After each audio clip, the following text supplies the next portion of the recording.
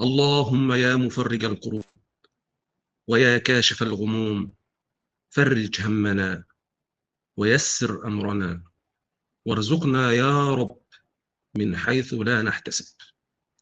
اللهم اجعل بعد العسر يسرا، وبعد الضيق فرجا، وبعد الحزن فرحا، وبعد الدموع ابتساما. اللهم لا تجعل بلاءنا في ديننا، ولا تجعل الدنيا أكبر همنا، ولا مبلغ علمنا.